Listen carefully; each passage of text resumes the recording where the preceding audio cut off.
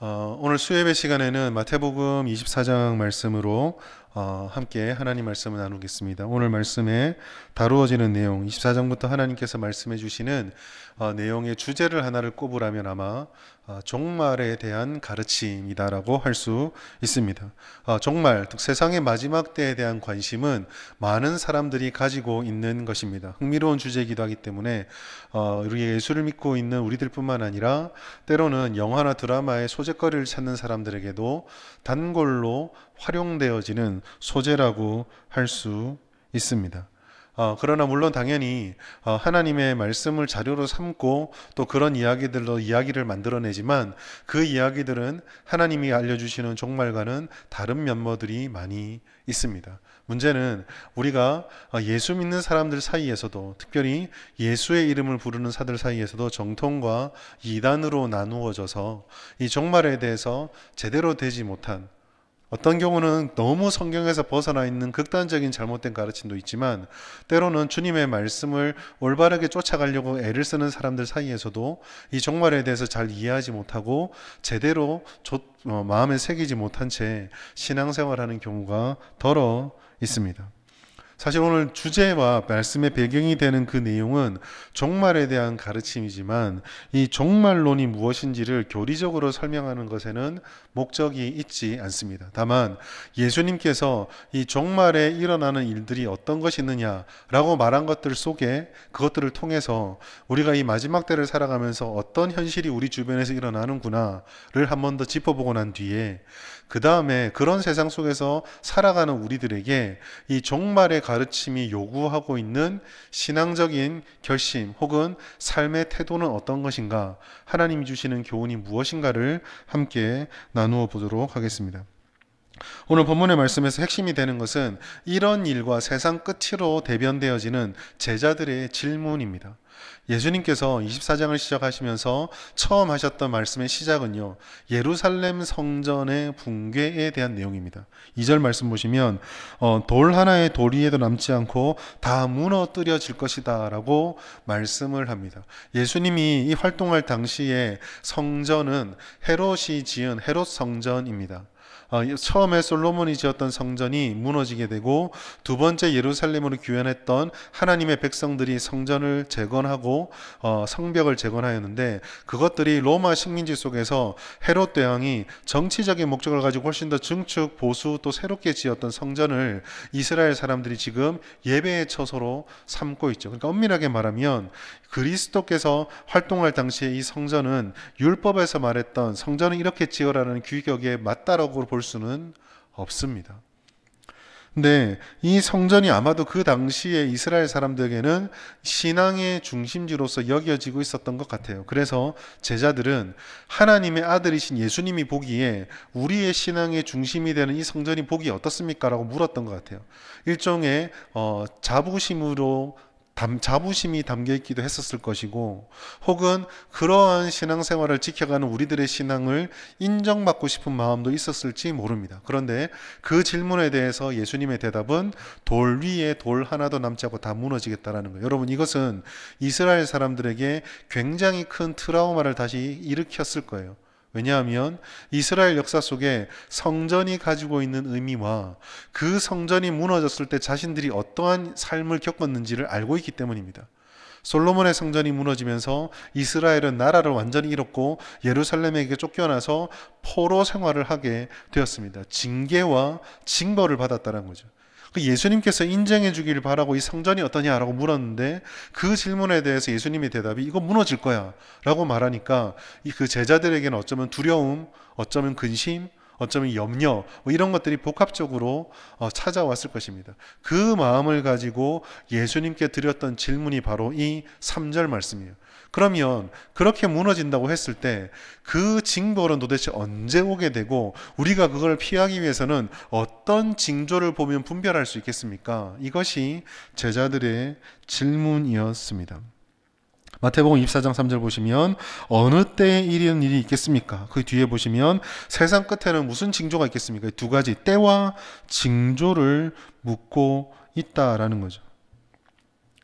여기서 저는 우리가 말씀을 더 진행하기에 앞서서 한 가지를 가슴에 새기기를 바랍니다.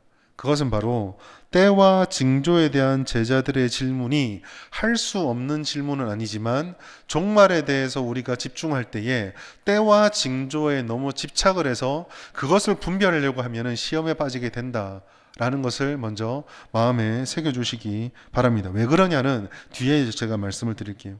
오늘 설교 본문에서는요, 이 시점이 언제인가를 묻는 것을 분석하고 싶지 않습니다. 오늘 본문의 말씀 속에서도 그 징조가 어떤 의미가 있는지를, 혹은 그 징조들을 이 시대에 일어나는 것들과 대입을 해서 증명하는 것도 목적에 있지 않습니다. 왜냐하면 이 성경을 제가 쭉 읽어보고 여러분들 읽어보시면 군데군데의 종말에 대한 가르침들이 나타나고, 특별히 계시록이 마지막 때에 대해서 집중적으로 말씀을 나타내는데, 그 말씀들을 쭉 묵상해 보면은 마지막 때를 분석해내는 것을 하나님께서 우리에게 주시기는 마지막 때를 분석하라고, 그 때를 특정지어서 깨달으라고 주시지 않았기 때문이에요. 시대의 징조들을 바라보며 그 징조들이 과연 이게 종말의 징조인가, 그 징조들의 강도와 빈도를 분석해서 정말 몇 년밖에 남지 않았구나, 이거를 분석해내는 것이 종말론의 목적이 아니기 때문입니다. 중요한 것은요, 우리가 바른 믿음을 지켜가는 데 있어서 방해가 되고 회방이 되고, 그 믿음을 지켜가는 길에 늘 우리를 어렵게 만드는 일들을 오늘 이 말씀이 우리에게 가르쳐주고 있다는 거예요. 그 증거는요, 예수께서요, 때와 징조를 묻는데 예수님께서 때와 징조를 알려주기보다는 세 가지의 미혹에 대해서, 세 가지 마지막 때 현상에 대해서만 이거 주의해라, 이거 주의해라, 이거 주의해라는 형태로 어떻게 보면 제자들의 질문과 좀 다른 대답을 던져줍니다. 먼저는요, 예수님께서 마지막 때 이런 현상이 있을 것이라고 말해주는데 미혹에 대해서 말씀을 하고 있습니다. 4절 말씀 보시면 너희가 사람의 미혹을 받지 말라라고 말씀하시는데, 그 미혹의 핵심은요, 5절에 보시면 많은 사람이 예수의 이름으로 와서 그리스도다라고 해서 사람들을 미혹한다라고 되어 있습니다. 즉 내가 구세주고 내가 진리이고 나만이 진리를 가지고 있다라는 생각으로 사람들의 마음을 호리고 미혹해서 떨어져 나가도록 만든다라는 거예요. 좀 오래전의 자료이기도 하고, 예전에 그 자료를 인용해서 자료들이 기억이 나서 설교 중간중간에 말씀드린 적이 있는데, 우리나라에 그 예수를 사칭하는 사람이 꽤나 오래전 읽었던 겁니다. 어떤 이단 단체에서 공인되어 있는 조사인지는 모르겠는데요, 자기가 예수다 혹은 자기가 메시아다라고 말하는 사람이 대한민국이면 최소 150여 명이 존재를 한대요. 그 전 세계적으로도 얼마나 많은 사람들이 있겠습니까? 근데 이게 자기가 메시아다거나 구세주다거나 표면적으로 말하지 않지만 암묵적으로 그러한 마음들로 사람들의 마음을 미혹하는 사람들이 이 시대에만 그렇게 많았던 것이 아니라 과거부터 언제나 그들이 존재하고 있었습니다. 때로는 예수라고 말하기도 하고, 때로는 자기가 진리가 있다고 진리라고 말하기도 하며, 혹은 나에게만 진리가 있다고 가르치는, 이것은 나중에 세 번째 현상 중에 하나인 거짓 선지자들과 좀 연결되는 부분들인데, 아무튼 사람들을 예수님으로부터 멀어지게 만들고 하나님의 진리로부터 멀어지게 만드는 유혹들이 늘상 있어 왔다라는 거예요. 오늘날 우리가 대표적으로 보게 되는 그런 어떤 이단들이라고 하면 하나님의 교회라든지 신천지와 같은 이런 게 있겠죠. 한 번씩 이제 교리적으로 이제 논쟁을 붙으면 신천지하고 또 복잡하게 얘기를 하게 되겠지만, 저는 그런 생각이 들더라고요. 이 성경의 말씀만 조금 우리가 깊이 있게 봐도, 진리의 말씀만 잘 붙잡아도 신천지는 안 넘어질 것 같아요. 왜냐하면 신천지의 교주가 이만희씨인데 이만희씨를 보혜사라고 부르잖아요. 근데 여러분, 성경을 처음부터 끝까지 읽어보면은요, 예수가 다시 오지 성령이 다시 온단 말이 없습니다. 그거 하나만 가지고 있어도 보혜사를 들먹일 때부터 이거는 성경적이지 않다는 것을 너무 쉽게 알 수 있는데, 우리가 그런 것들을 미혹되는 거 보면 참 이 미혹이 무섭다라는 것을 깨닫게 돼요. 우리의 마음을 얼마나 많이 호리는 세대를 살아가고 이 미혹이 넘치고 있는가를 우리는 좀 주의 깊게 보게 된다는 거죠. 근데 사실 이 미혹이라는 것이 이렇게 예수를 사칭한다거나 진리를 사칭하는 것으로만 나타나면 얼마나 분별하기 쉽겠어요. 근데 오늘날 우리를 미혹하는 이 미혹은요, 그런 성경적인 것들을 반대되는 것으로 공격하는 것뿐만 아니라 왜곡하고 뒤집어 놓아서 바른 진리를 못 가게 만드는 수많은 다른 복음들도 우리들 우리들의 마음을 호리고 흔들고 있습니다.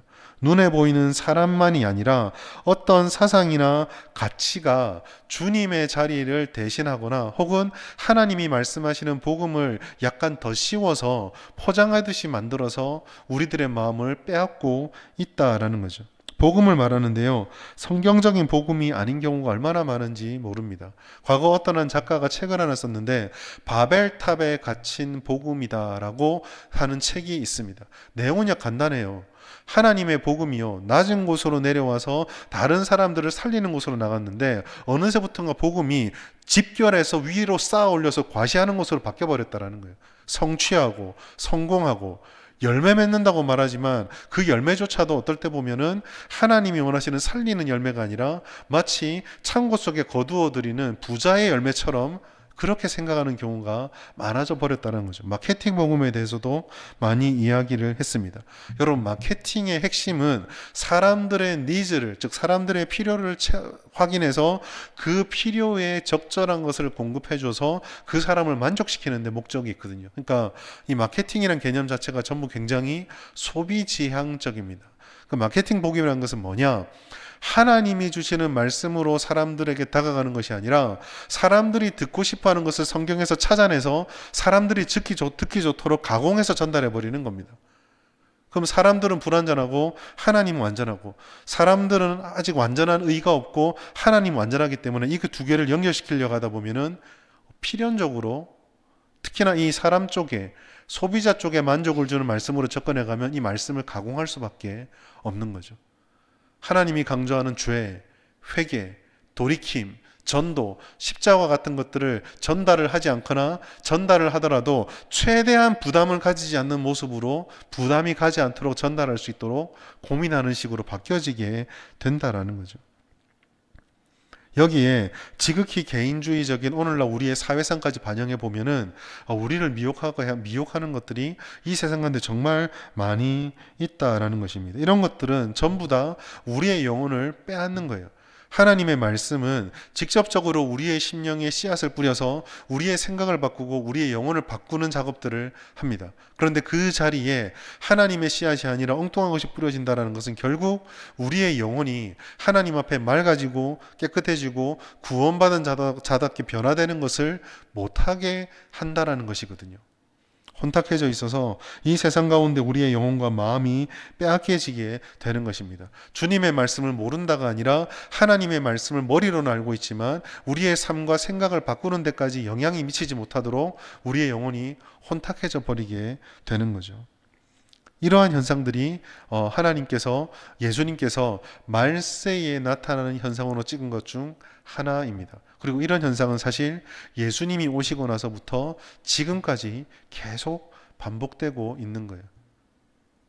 오늘날만 하나님의 복음이 요격된 것이 아닙니다. 이단들은요, 이미 예전부터, 오래전부터 활동을 했어요.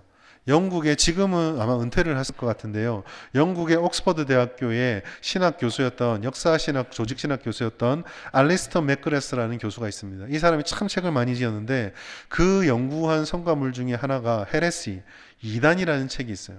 그 책을 보면은요, 이단의 뿌리를 역추적해 가는데, 이단은요, 오늘날 세상이 타락하다 보니까 오늘날 급작스럽게 나타난 것이 아니라 이미 예수님이 오시고 난 뒤부터 영지주의를 필두로 해서 하나님의 말씀에 자꾸 인간적인 생각들과 자신들의 기호와 자신들의 이성을 끼워 넣으면서 지금 몇천 년을 계속 이어오고 있다고 말합니다. 이 말은요, 다르게 생각하면 주님이 다시 오시는 그날까지 여전히 완성되지 못한 우리와 여전히 하나님 앞에 대적하는 자들이 있는 한 그 이단의 미혹들은 끊어지지 않고 계속되어질 수밖에 없다라는 거죠. 두 번째로 마지막 때의 현상으로 예수께서 말씀하신 것은 난리와 소문과 이상현상과 전쟁 같은 것입니다. 저는 오늘 이 두 번째 현상에 대해서는 깊게 말하지 않으려고 합니다. 왜냐하면 오늘날 우리가 어떤 일이 나거나 전쟁이 발생하거나 지진이 나거나 기근이 나면은 너무 쉽게 말세의 현상으로 도취시키거나 대입하려고 하는 경향이 있기 때문입니다. 그런데 잘 생각해 보시면은요, 지진과 기근과 전쟁이 오늘날 우리 때만 많았던 것이 아닙니다. 예전에 제가 어떤 다큐멘터리를 보면서 되게 흥미롭게 보았던 게 있어요. 작년인가요? 재작년쯤에 백두산 폭발에 대한 염려들이 과학계에서 확 드러나서 다큐멘터리가 되게 많이 나왔던 적이 있어요. 제가 충격받았던 것은요. 저는 지금까지 대한민국에 살면서 백두산 천지를 그렇게 많이 봤지만 이게 화산 폭발이라고 생각해 본 적이 별로 없었던 것 같아요. 그런데 그와 같은 폭발이 이제까지 한 번도 폭발하지 않았던 백두산이 다시 폭발하겠다가 아니라 이미 우리 역사 속에 이미 이전에도 폭발했던 기록들이 있다라는 거죠. 제가 무슨 말을 드리고자 싶냐면 여러분 예수님이 오시고 나서 지금까지 흘렀던 세월이 2000년이 지났습니다. 여러분 2000년 동안 기근이 오늘날에만 있었습니까? 전쟁이 오늘날만 있나요? 지진이 오늘날만 있습니까? 그렇지 않죠. 하나의 현상을 가지고 그것들이 과연 오늘날 시대의 말세의 징조라고 공포심을 집어넣는 것은 이단들의 전형적인 수법이에요. 역사가 지금까지 진행되면서 이런 현상들은 끊어진 적이 없습니다. 더 중요한 것은요.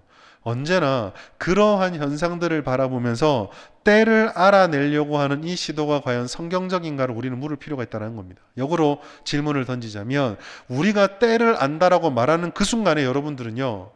우와 신비로운 지식이 있구나 하고 마음을 줄 게 아니라 성경의 이 말씀을 딱 떠올려야 돼요. 하나님의 아들이신 예수님조차 그때는 아버지만 아신댔어요. 성경의 진리죠. 그런데 그때를 우리가 알았다고 말하면 영적인 지식이 있는 게 아니라 이단이구나 라고 바로 찍어버리시면 되는 거예요. 그래도 혹시 모르지 않을까? 아닙니다. 그들의 주장이 맞으려면 성경을 고쳐야 돼요. 아버지만 아신댔잖아요. 그러면 자기들도 안다. 그럼 성경에도 다른 사람도 알게 되었다가 나와야 합니다. 우리가 믿는 기독교는 그런 거거든요. 예수님께서 그때를 알지 못하고 아버지만 아신다고 했어요. 많은 그리스도인들이 때에 대해서 궁금증을 가지고 그때와 현상들을 결부시키려고 합니다. 그러나 여러분 기억하십시오. 성경이 그때를 모른다고 했습니다. 그러면은요, 아무리 지진과 기근과 그 현상들이 주님께서 오시는 그때까지 예수님이 오시고 나서부터 예수님이 다시 올 때까지를 종말이라고 말세라고 부르잖아요. 그 땅 가운데 그 시간 가운데 전쟁도 있을 것이고 기근도 있을 것이고 지진도 있을 것이고 수많은 현상들이 벌어지겠지만 그것이 우리에게 알려주는 것은 주님의 때가 다가왔다라고 하는 임박한 진노에 대한 두려움이 아니라 역시 하나님의 때가 있구나라는 고백, 거기서 끝나야 합니다. 그게 100년 뒤가 될지 내일이 될지 1000년 뒤가 될지는 아무도 알지 못하는 거예요. 지진이 10년 전보다 잦아졌다고 해서 10년 내에 주님 오시겠지, 그렇게 추측은 할 수는 있겠지만 우리는 그것을 알 수 없는 것입니다. 그러니 하나님이 우리에게 보여주시는 이런 자연현상들의 이상현상들을 바라보면서 우리가 내릴 수 있는 결론은 주님의 때가 이 말세 속에 펼쳐지고 있구나. 그것을 아는 것만으로 충분합니다.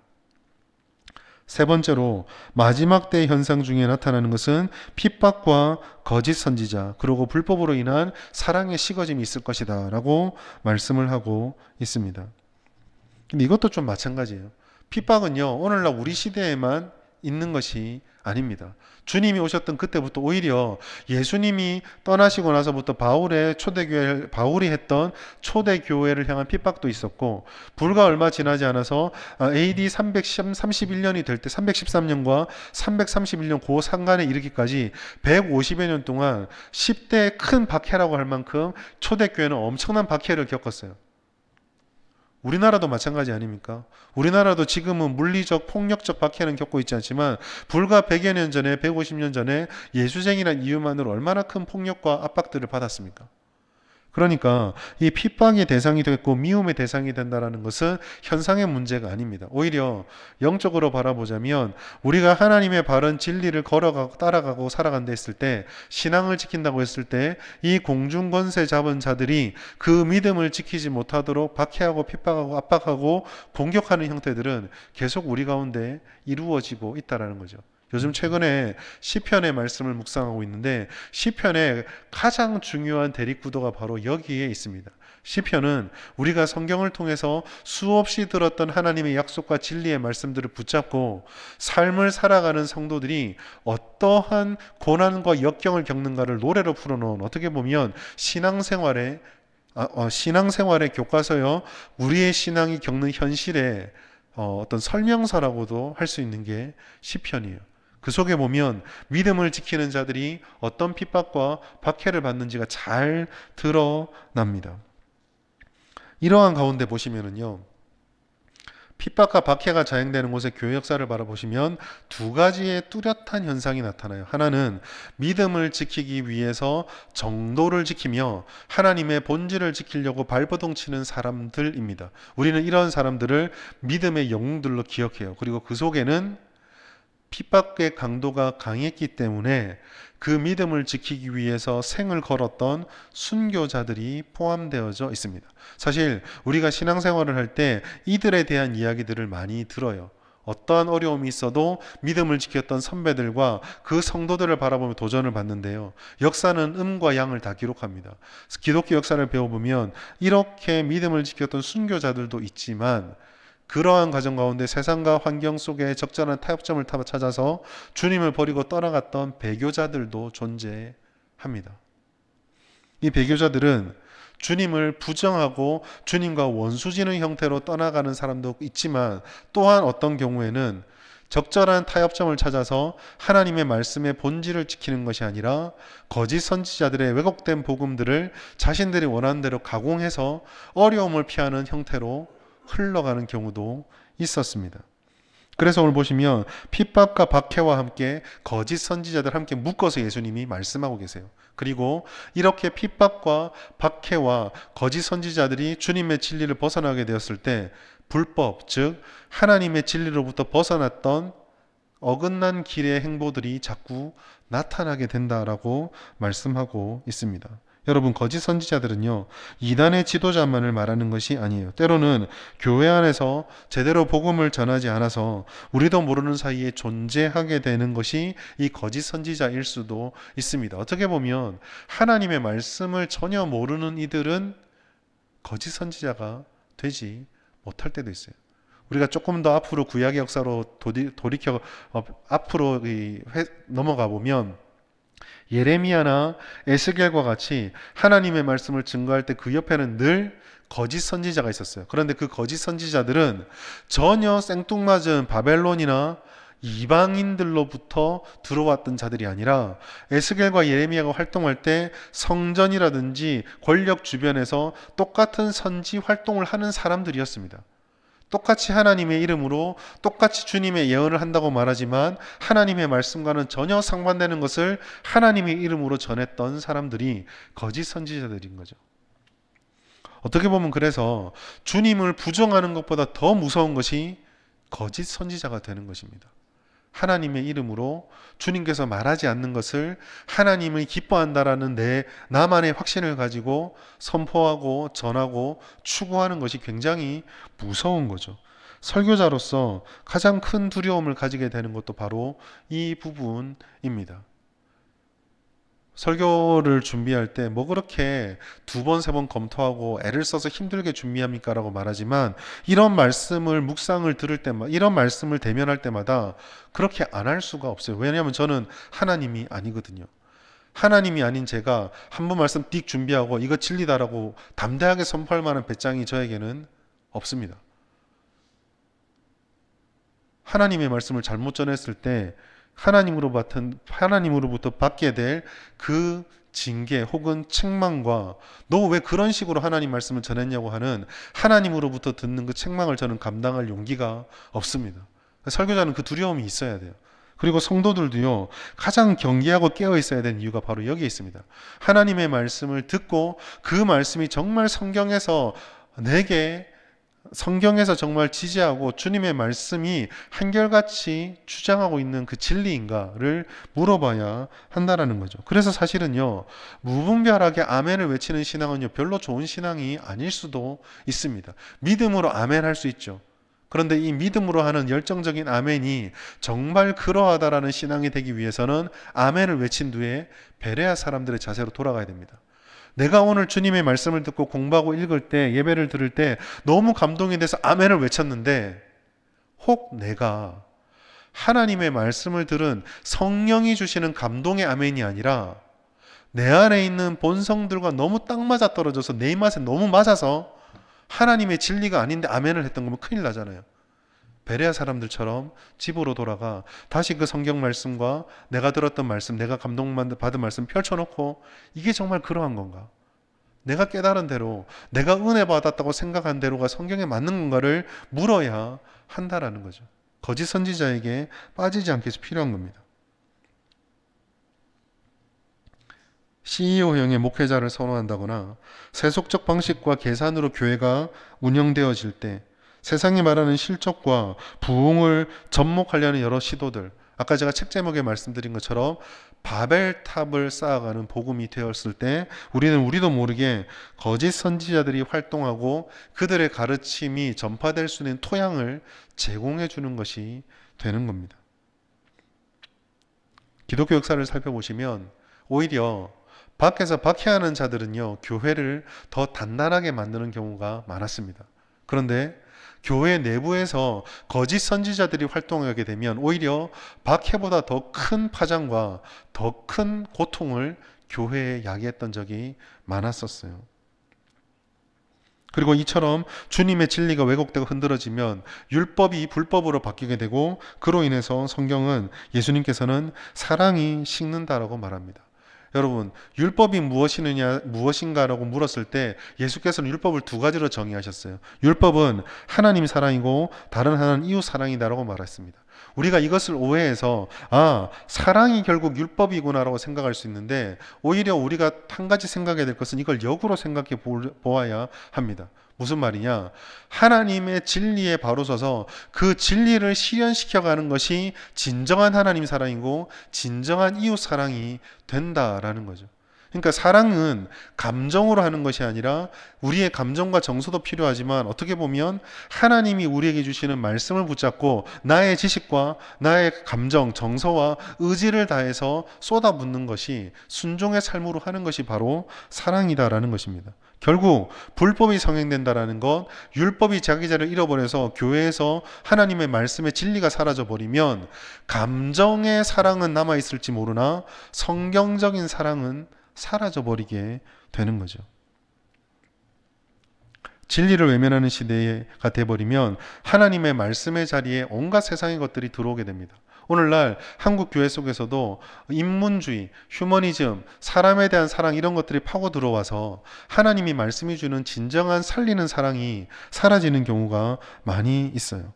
여러분, 사랑은 때로는 우리의 마음을 따뜻하게 하고 돌보아주는 위로가 되기도 하지만 때로는 그가 아무리 듣고 싶고 아무리 받고 싶어도 그를 살리기 위해서 때로는 냉정할 수도 있고 때로는 냉담할 수도 있는 것이 성경이 말하는 사랑이에요. 연약한 자와 불쌍한 자가 긍휼함을 구하는 것을 참지 못하셨던 예수님이시지만 동일한 사랑으로 성전에 들어가서 채찍을 휘두르셨던 것도 예수님의 사랑이셨습니다. 간음한 여인이 붙잡혀 왔을 때 모든 사람이 돌로 치라고 할 때 그를 용서해 주신 것도 예수님의 사랑이었지만 그 사랑은 그냥 용서해 준 걸 끝나지 않았어요. 떠나가는 여인 앞에 멍에를 지어버렸습니다. 한 번 더 그 짓 하면 안 된다. 한 번 더 그렇게 하면 안 된다라고 마음 편하게 돌아가게 하지 않았었어요. 저는 그 말씀 묵상할 때마다 한 가지 생각 드는 게 있습니다. 이 여인이 도대체 왜 간음을 저지를 수밖에 없었을까? 간음을 두둔하는 게 아니에요. 그가 가지고 있는 나름대로의 자기만의 이유가 있을지 모르겠지만 예수님께서는 그 이유를 들으려고 하지 않으셨어요. 그냥 무슨 이유가 있었든지 간에 너는 그럴 수밖에 없었다라고 무슨 생각이 있든지 나는 지금까지 지었던 너의 죄를 용서해주는 하나님이 일방적인 사랑의 용서를 발동시키나 그렇다고 해서 앞으로도 계속해서 된다는 것은 아니고 지금까지 네가 그렇게 행동할 수 있었던 이유가 무엇이든 간에 이제는 하지 않는 설령 그것이 내게 경제적인 혹은 마음의 평안 다 앗아가는 결정을 해야 될지 모르겠지만 그렇게 해야 된다라고 멍에를 지워버리셨던 것. 하나님의 말씀에 진리에 입각한 사랑이 나타났다라는 거죠. 진정한 사랑, 진리에 입각한 사랑은 주님의 뜻을 우리 모든 관계와 사람 속에서 드러내고 살려내는 것에 있습니다. 그래서 그 사랑은 때로는 모든 사람을 완전히 압도하는 뜨거운 감정과 따뜻함으로 나타나기도 하지만 때로는 우리의 마음을 불편하게 하는 나를 사랑한다면 저렇게 할 수 없지. 우리는 그렇게 생각하지만 또 한쪽에서는 정말 그 영혼을 살리기 위해서 눈물을 머금고 한 걸음 뒤로 물러나는 그러한 사랑도 있을 수 있다는 거죠. 그런데 사실 이게 참 받아들이기가 쉽지가 않아요. 왜냐하면 디모데후서 3장 2절에 보시면 우리가 살아가는 시대에 대한 진단 때문에 그렇습니다. 우리 같이 한번 읽어볼까요? 시작. 사람들이 자기를 사랑하며 돈을 사랑하며 자랑하며 교만하며 비방하며 부모를 거역하며 감사하지 아니하며 거룩하지 아니하며. 여기서 핵심은요, 말세의 특징 중에 하나는 사람들이 자기를 사랑한다라는 것입니다. 자기를 사랑한다라는 것은 결국 하나님과 우리와의 사랑을 정립할 때에도 중심이 하나님에게 있는 것처럼 보이지만 자기에게 중심이 있다라는 거죠. 이 말씀의 끝자락을 잘 보셔야 합니다. 디모데전후서 3장 2절에 사람들이 자기를 사랑하며로 시작했던 이 말씀이 끝이 어떻게 끝나냐면 경건의 모양은 있으나 경건의 능력은 없는 자로 끝납니다. 모든 것을 하나님의 이름으로 말하는 것처럼 보이지만 사실은 하나님의 능력이 없는 겉모습의 신앙으로 끝나버리게 된다라는 거죠. 이것이 식어진 사랑의 정체입니다. 자, 그러면 아까 제가 이 종말이 이런 현실들이 우리 가운데 있다라고 했습니다. 그것은요, 어떻게 보면 우리에게 일어나는 현실의 모습입니다. 안타깝게도 우리가 아무리 기도한다고 해서 하나님 이 14장 3절부터 13절까지 종말의 모습을 바라보니까 이것이 너무 싫습니다. 하나님 이걸 우리에게서부터 제거해 주십시오라고 기도한다고 이게 사라질까요? 아닙니다. 이건 하나님의 시간표예요. 하나님께서 세상의 끝을 정하셨습니다. 그리고 그 끝이 정해지는 동안 이와 같은 현실 속에서 영적 전쟁을 치루어가며 구원을 이루어가는 것이 하나님의 뜻이에요. 계획입니다. 그러면 우리에게 주님이 주시는 음성이 무엇인지를 들어야 되죠. 그 말씀의 결론이 바로 오늘 13절 말씀, 인내를 이루라는 말씀 속에 다 담겨져 있습니다. 여러분, 그리스도인들이 종말론을 볼 때에 가장 중요한 태도는요, 앞으로 일어난 일을 내가 신비로운 지식을 깨닫겠다에 있지 않습니다. 사실 엄격하게 말하면요, 우리가 마지막 때에 관심이 있든 없든 깨닫든 못 깨닫든 마지막 때의 현상을 몇 가지 더 알든 덜 알든 상관없이 하나님의 종말은 반드시 옵니다. 주님께서는 벌써 그것을 이루어가고 있다는 거죠. 그것은요, 우리의 삶의 현실에서 신앙생활을 지켜가며 우리가 마주하게 될 삶의 길들이에요. 하나님께서 그러면 이런 것들을 알려줌을 통해서 우리에게 바라시는 건 뭘까요? 하나님께서는 그 모든 과정 속에서 믿음을 잃지 않고 신앙의 지조를 지켜가며 하나님과 함께 이 모든 시간들을 견뎌가고 인내해가고 삶으로 살아내기를 바라시는 겁니다. 오늘 그것이 마태복음 24장 13절에서는 끝까지 견디라는 인내로 나타났고요. 요한복음 1장에 있는 주제 내용, 2장부터 시작되는 종말에 대한 이야기를 하기에 앞서서 1장에서 주시는 핵심의 말씀은 내가 이렇게 미래의 일들을, 종말의 일들을 내게 알려주는 이유는 이 말씀을 듣고 하나님의 말씀을 지켜가며 믿음을 지키게 하기 위해서다라고 분명하게 우리에게 말씀해 주고 있어요. 오늘 말씀의 결론이 바로 여기에 있습니다. 오늘 설교 제목은요, 누가 승리하는가입니다. 종말은요, 우리에게 약속되어져 있는 하나님의 승리 선포입니다. 우리 모든 믿는 자들은 이 마지막 때에 하나님이 약속해 주시는 승리의 면류관을 쓸 거예요. 그러나 믿음의 신비가 어디에 있냐면 그 약속되는 면류관만 바라보고 오늘 나의 삶은 그거와 별개로 살아갈 수 있는가? 우리는요, 그 약속된 믿음의 그 마지막 쓰게 될 면류관의 영광을 우리의 삶을 통해서 누려가며 이루어가며 살아가는 것, 그게 우리의 사명입니다. 누가 승리하는가에 대한 답이요, 인내하는 자, 삶으로 믿음을 지켜가는 자가 그 약속된 승리를 오늘 우리의 삶에서 누려간다라고 우리가 말씀을 통해 깨닫게 되는 겁니다. 마태복음 24장 13절, 끝까지 견디는 자는 구원을 얻으리라 라고 말씀하셨어요. 신앙이 무엇입니까? 라고 물으면 우린 여러 이야기를 할 수가 있어요. 신앙은 믿음을 가지는 것입니다. 예수를 믿는 것입니다. 신앙은 하나님 앞에 부끄럽지 않은 삶의 열매를 거둬가며 살아가는 것입니다. 여러 얘기를 할 수 있는데요. 신앙생활을 하면서, 목회를 하면서 비전도 얘기를 했었고, 한때는 청년의 때는 그 열정과 뜨거움들이 있었지만 이제 신앙생활을 계속하면서 가장 많이 제 가슴을 사로잡는 것은요, 신앙은요, 견디는 겁니다. 믿음은요, 견디는 겁니다. 좋을 때는 유혹에 넘어지지 않도록 견디고 어려울 때는 그 어려움이 내가 주님이 기뻐하지 않은 생각과 말과 행동을 하지 않도록 하나님과 동행하는 길에 견뎌내는 것이 신앙이다라고 저는 믿어요. 13절 말씀이 우리에게 알려주는 것도 바로 그것입니다. 어떤 현상들이 우리 가운데 찾아올지 모릅니다. 거짓과 영적 전쟁터에서 우리를 무너뜨리려고 하는 그 공격은요, 예고하고 찾아오지 않습니다. 그리고 한 번 했으니까 내일은 안 하겠지, 그런 것도 없어요. 규칙적이지도 않습니다. 1년 주기로 다가온다면 1년 내가 잘 버텼으니까 내년 1년은 좀 안심해도 되겠지, 그런 것도 없습니다. 시시로 포기하지 않고 계속적으로 우리를 공격해 들어와요. 미혹을 통해서, 삶에 나타나는 수많은 어려움들을 통해서, 그리고 거짓 가르침들을 통해서, 여전히 우리 안에 벗어지지 못하는 옛사람의 연약감들을 통해서, 하여간 통로만 있으면 모든 방법을 동원해서 우리들을 넘어뜨리려고 합니다. 신앙은요, 그러한 모든 유혹과 미혹들을 주님의 말씀과 기도를 딱 붙잡고 견뎌내고 주님과 함께 걸어가는 거예요. 이것은요, 그냥 삭히면서 사는 게 아닙니다. 내가 참을성이 많아서 웬만한 거 다 참는다라는 인간적인 능력의 참음이 아니에요. 예수님께서 끝까지 견디라고 말씀하셨던 자들은 제자들이었습니다. 즉 복음을 알고 하나님의 뜻을 알고 은혜를 받아서 구별된 하나님의 백성들이다라는 거죠. 다시 말해서 이 제자들은 산상수훈이 가르쳐 주신 하나님의 진리, 하나님의 삶의 방식이 어떻게 사는 것인지 그 윤리들을 아는 사람들입니다. 진리를 알고 있는 사람들이에요. 즉 성경에서 말하는 인내라는 것은 하나님의 말씀을 붙들고 그 말씀을 힘이 알고 있지만 이것을 살아낼 수 없는 우리의 연약함을 우리 안에 계신 성령님을 의지해서 치열하게 싸워가면서 버텨내는 것입니다. 그래서 우리가 견디는 것은요, 마냥 성공만 하진 않아요. 때로는 견디는 과정 가운데 견디는 것에 실패할 수도 있습니다.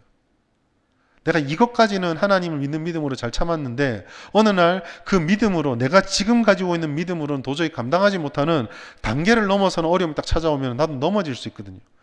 어떻게 보면 견뎌낸다는 것은 그냥 꾹 참고 있는 것이 아니라 때로는 넘어지지만 포기하지 않고 다시 일어서서 하나님이 기뻐하는 모습으로 자꾸 내 삶을 세워가는 일련의 과정일 수가 있어요.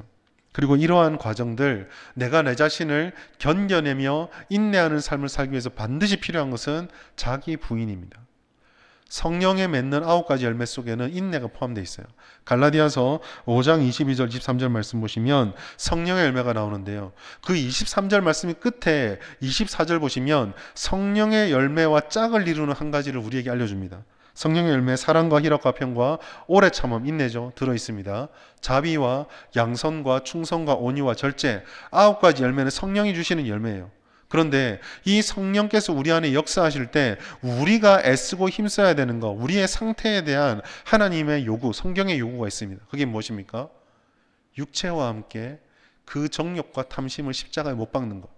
자기를 날마다 부인하고 나 자신을 예수께서 내가 하나님의 아들이라는 것을 완전히 다 내려놓고 인간의 육신을 입고 죽으셨던 것처럼 나도 십자가 위에 내가 난데, 내가 이런 사람인데 내게 이런 본성이 있는 데를 다 날마다 십자가에 못 박아가며 깨달았지 못했던 정욕들이, 내 안에 있었던 그런 연약함들이 올라올 때마다 자꾸 나를 죽이는 이와 같은 일들이 있어야 한다는 거죠. 사실 인내라고 하는 거, 견딘다라는 거, 신앙적인 인내는요, 내가 죽지 않고는 하지 못합니다. 내가 살아있는 순간 내 안에 그 하나님께서 기뻐하지 않는 육체의 정욕과 탐심과 같은 육신의 생각들이 남아있는 이상 우리는 인내하기보다는 비교하게 되고 가리게 되고 계산하게 되거든요. 사실 인내는 굉장히 고달픈 겁니다. 인내는요, 특별히 하나님을 아는 성도들이 믿음을 가지고 예수를 닮아가려고 인내하는 순간 때로는 고달프고 때로는 손해도 봅니다. 왜냐하면 이것을 깨닫지 못하거나 믿지 않은 사람들 사이에서 나만 자기 참음과 인내를 가지고 믿음을 지키려고 하면 그 빈틈을 타고 자신의 이익을 하나도 놓치지 않은 사람들이 나보다 먼저 더 높이, 나보다 더 강하게, 나보다 더 인정받는 것처럼 보이기 때문이에요. 무시받는 것처럼 느껴질 때가 있기 때문이 그렇습니다. 그 인내는 우리를 자꾸 서글프게 하고 불안하게 만들고 때로는 분노하게 만들기도 합니다. 그런데 그러한 과정 가운데 우리가 이거를 받아들일 수 있는 이유는 하나님이 살아계시다라는 이걸 믿기 때문에 그래요. 하나님께서는 이 모든 과정 가운데 삶을 주님과 살아내려고 지키는 사람들을 결코 버리지 않고 이끌어 가시기 때문입니다. 인내가 없이는요, 하나님의 나라를 이룰 수가 없어요.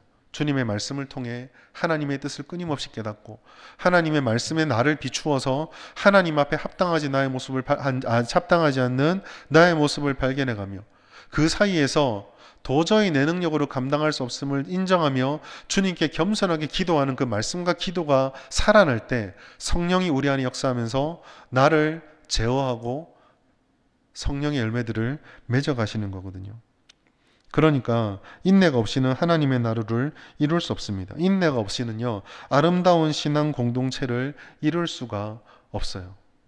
인내가 없이는 새학의 열매도 없고, 인내가 없으면 개인의 영적 성숙과 안정과 평안도 없습니다. 인내가 빠지면은요, 관용도 사라지게 되고, 관용이 사라지면은요, 진정한 사랑도 사라져 버리게 됩니다. 공동체가 형성될 수 없죠. 상처받았다는 말도 우리도 쉽게 좀 생각해 볼 필요가 있어요. 여러분, 상처를 우리가 손바닥에 얘기를 해보겠습니다. 손바닥이 딱 부딪혔습니다. 그럼 소리가 났어요. 상처받았다고 말해요. 그런데 여러분, 손바닥이 딱 부딪히면 한쪽 손만 아픈 법은 없습니다. 이쪽도 아파요. 인내와 관용은 무엇입니까? 인내와 관용이 사라지면 나가 아픈 것만 자꾸 보여요. 내게 힘든 것만 자꾸 보여요. 그런데 인내와 관용을 가지고 내가 이렇게 아픈 순간 아프다가 아니라 쟤도 나만큼 아플 텐데 가 보이면 참아지게 되고 예수의 사랑을 알게 되죠. 여러분, 십자가 위에서 예수님이 맺혔던 그 말을 기억하십시오. 탁 찍히고 나서 아픈데 그 아픈 거 가지고 주님, 하나님 너무 아픈데 저 인간들은 나를 이렇게 아프게 했습니다. 나를 이렇게 아프게 하고도 저 인간들이 저렇게 웃고 포도주를 마시네요. 사람이 저럴 수 있습니까가 아니라 예수님은 어떻게 하셨습니까? 이 아픔을 가지고 이 아픔을 깨닫지 못하는 저들의 심령에 죽어 있음을 아파하며 저들을 용서해달라고 하거든요. 스데반을 보십시오. 돌로 때려치는 그 사람들을 향해서 그 피투성이를 아프면서도 그렇게 내려치는 저들의 어리석음을 한탄하기보다는 주님, 지금 저들이 하는 짓을 모릅니다. 저들의 영혼에 이 돌을 던질 수밖에 없는 저들 영혼의 저 어리석음의 아픔들을 바라보면서 인내하고 관용하고 사랑할 수 있었던 거예요. 사랑하는 여러분, 믿음은 인내입니다. 이 현실 속에서 마지막 때를 살아가는 우리들에게 필요한 것은 때를 아는 것도 아니고 현상들을 분석하는 것도 아니고 그러한 상황들을 주님과 동행하며 믿음을 지켜가는 인내의 열매들을 이루어가는 것입니다. 그 인내가 살아날 때 나도 살고 관계도 살아나게 되고 세상도 바뀌어지게 됩니다. 오늘날 한국 교회를 휩쓸고 있는 화두는요, 분노와 갈등 그리고 분열입니다. 분노와 갈등과 분열로 인해서 그거를 참지 못하고 인내하지 못해서 얼마나 많은 폭력적이고 부조리들이 나타나고 있습니까?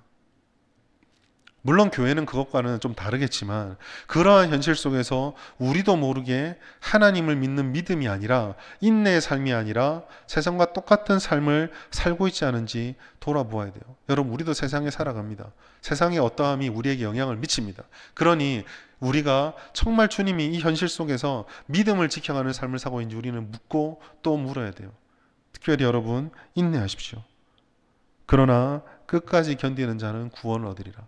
여기에 한 말씀을 덧붙이자면 주와 함께 끝까지 견디는 자는 구원을 얻습니다.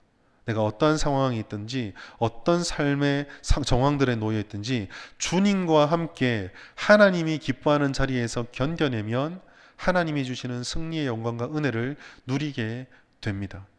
우리가 이 말씀을 기억하시면서 하나님과 함께하는 삶으로 우리 모든 성도들이 주님이 정말 기뻐하시는 진정한 승리를 누리는 삶을 살아가시기를 예수님의 이름으로 축복합니다.